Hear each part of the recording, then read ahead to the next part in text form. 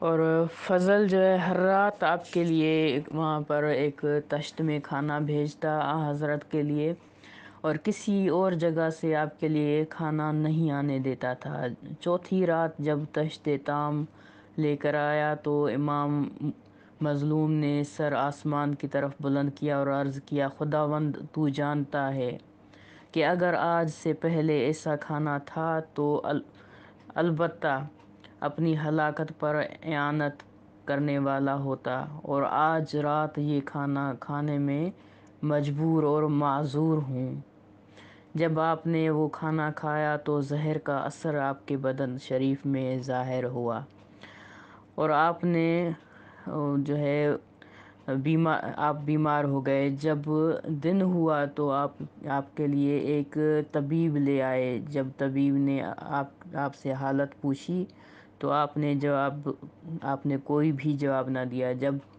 اس نے زیادہ مبالغہ و اصرار کیا تو آپ نے اپنا ہاتھ نکال کر اسے دکھایا اور فرمایا، میری بیماری یہ ہے۔ طبیب نے نگاہ کی تو دیکھا کہ آپ کی ہتھیلی سبز ہو چکی تھی، اور جو زہر حضرت کو دیا گیا تھا وہ وہاں جمع ہے۔ پس وہ طبیب کھڑا ہو گیا اور ان بدبخت و شکیل قلب کے پاس گیا اور کہنے لگا، خدا کی قسم وہ تم سے بہتر جانتا ہے اس چیز کو جو تم نے اس سے کی ہے، اور اسی بیماری سے آپ جو رحمت الہی کی طرف انتقال کر گئے۔ اور جو ہے دوسری روایت ہے کہ جتنا بھی فضل بن ربیع کو حضرت کے قتل کرنے پر مجبور کیا گیا، اس نے اقدام نہ کیا بلکہ آپ کی تکریم و تعظیم کرتا تھا، اور جب ہارون مقام رقہ میں گیا تو اس کو خبر دی گئی کہ حضرت فضل بن یحییٰ کے پاس